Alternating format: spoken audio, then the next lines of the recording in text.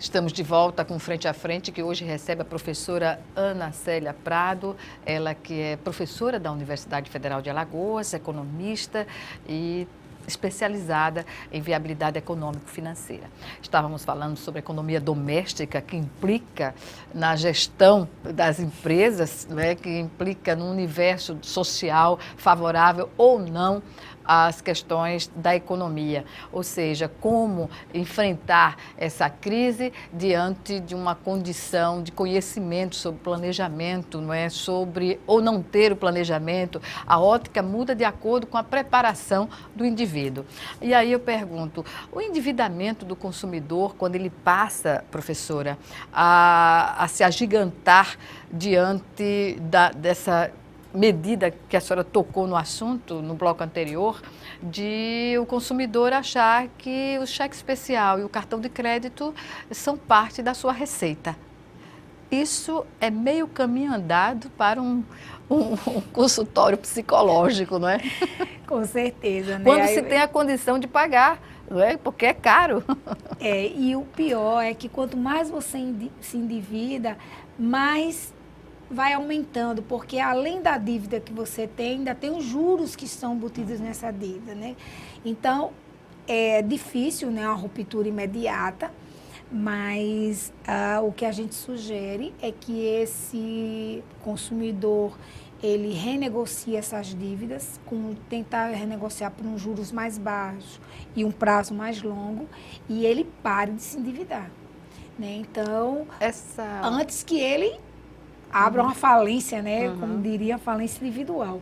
Porque senão vai chegar uma hora que não vai ter mais remédio, né? Ou seja, as dosagens estão sendo cada vez mais fortes, que daqui a pouco ele não vai ter mais nem capacidade para se endividar, porque não vai ter mais aonde pegar dinheiro, porque já está todo comprometido. Bem, o consumidor, nessas condições, ele tem que fazer a opção pelas dívidas mais altas, né? Sim, sempre pelas cujos juros são mais altos ainda. Altos, né? Uma coisa que ele pode fazer de imediato, suspender o cartão de crédito e renegociar esse passivo no cartão de crédito num empréstimo pessoal junto à própria instituição do banco, que tem um prazo maior e uns juros menor. Suspende mesmo o cartão e passa a fazer uma dieta financeira mesmo, cortar, né? Bem supérfluos, não é? Cortar tudo e depois, quando ele conseguir, né, ter fôlego novamente, aí ele pode voltar a gastar. Mas é isso. E uma das coisas interessantes também que ele pode fazer é pagar tudo em dinheiro. É incrível, né? Você vai comprar um bem. Aí, quanto é que custa isso? Sei lá, 500, 600 reais.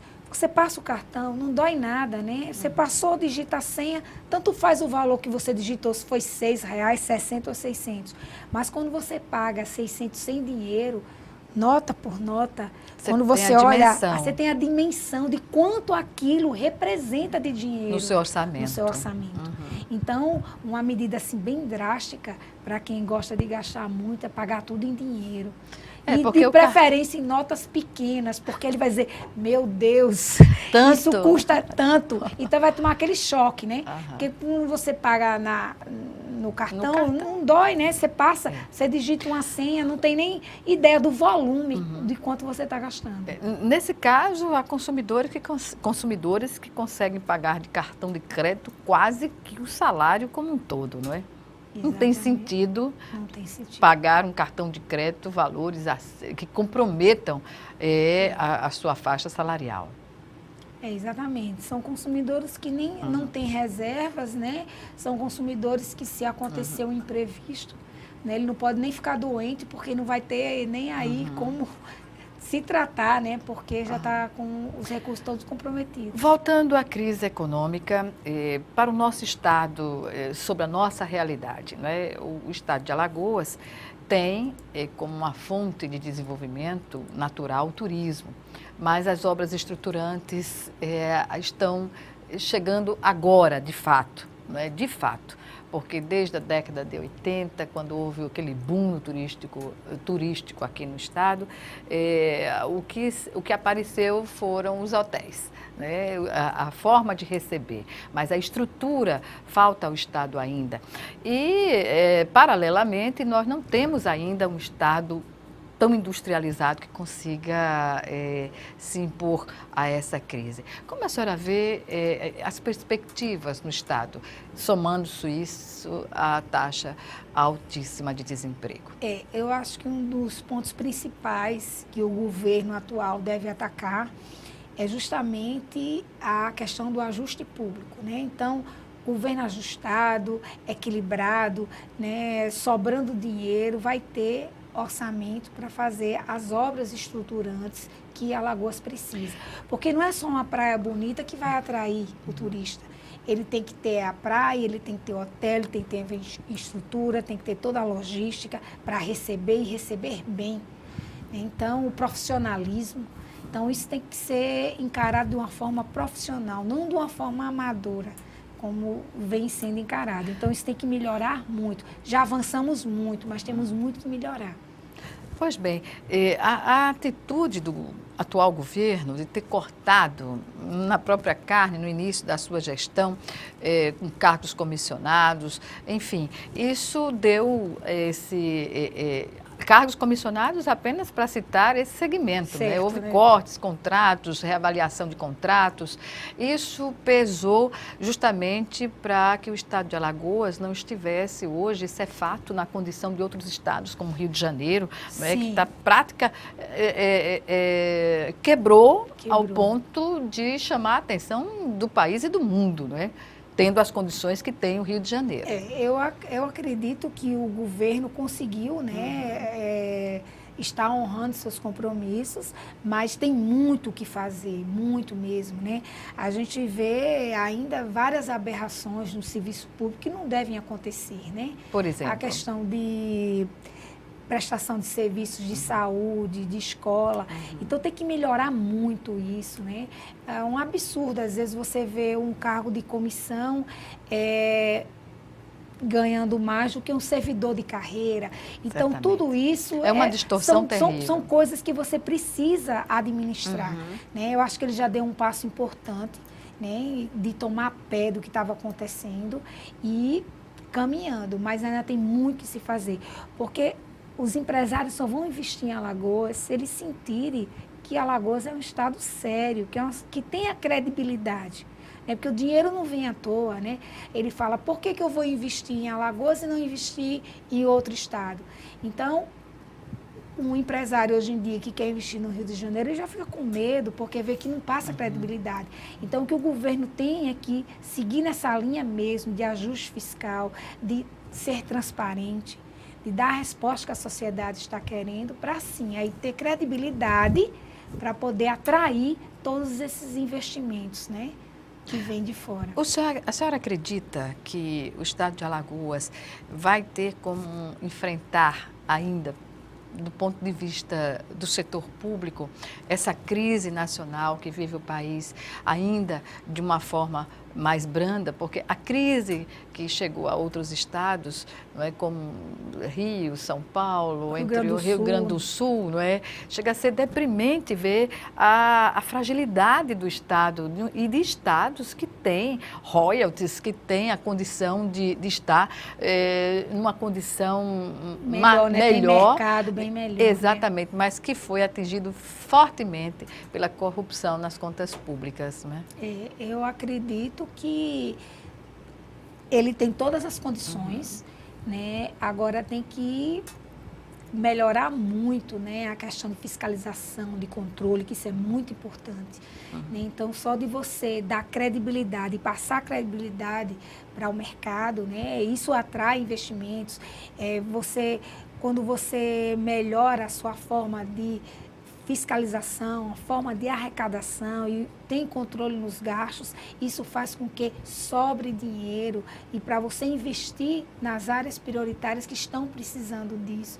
Então, precisa realmente fazer o dever de casa, precisa cobrar, precisa reciclar os servidores para que eles dêem a resposta que se por acaso não estejam dando, né? A meritocracia, exatamente. Fazer valer a meritocracia no serviço público é o melhor caminho. É aquela história, é dar uma postura profissional ao setor público. O setor público não é porque é público que não tem que ser profissional, não tem que ser competitivo. Ele tem sim que ser profissional, tem que ser competitivo e tem que dar resposta à sociedade. Até porque a sociedade é que banca, é que paga as contas, né? O contribuinte é que paga as contas. Então, o contribuinte quer ver a resposta disso daí. No plano geral, que setor a senhora definiria como, digamos assim, mais frágil na economia do Estado, que poderia ter uma injeção maior de investimentos ou um cuidado maior da gestão de governo? Olha, o governo ele tem que continuar tentando trazer mais indústrias para o Estado, né? A indústria, né, muitos criticam que a indústria gera pouco emprego, mas ela gera pouco emprego direto. E os empregos indiretos? Na cadeia, A né? cadeia, né? Então, você partindo para a industrialização, você vai ter novas opções e a gente vai realmente conseguir sair, né, daquele mesmismo setor sucroalcooleiro, que passa por fases boas e fases ruins. Então, a gente precisa ter um setor industrial forte.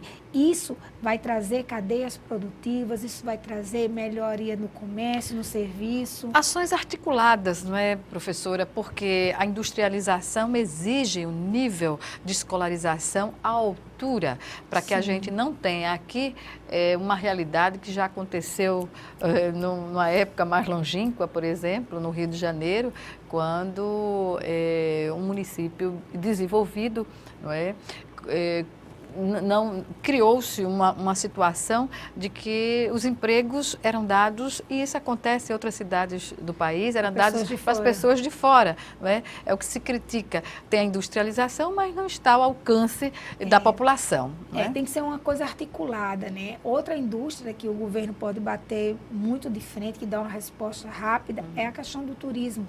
Né? Então, realmente se investir na capacitação da mão de obra, em infraestrutura, né? Divulgar mais o Estado, né? Fazer com que o Estado apareça mais. Né? Então, num saber momento de crise como mais, esse, não é? Aparecer positivamente é a melhor alternativa, não é, que se Exatamente. pode ter para chamar a atenção tanto dos turistas quanto dos investidores. E aí tentar gerar maior oportunidade de empregos, né, para esses jovens que estão saindo aí para o mercado de trabalho e que hoje não veem as perspectivas, né, tão boas. Né? Professor, estamos no encerramento do nosso programa. Algumas considerações finais? Bom, o que eu poderia dizer para você, consumidor, é que organize suas contas, faça um planejamento.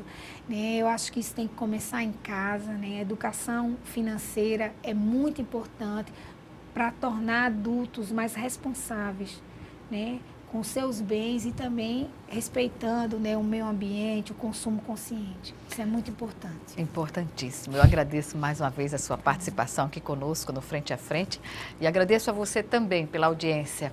Portanto, você está vendo aí na base do seu vídeo o endereço para acessar as entrevistas aqui no Frente a Frente. Obrigada e até logo mais.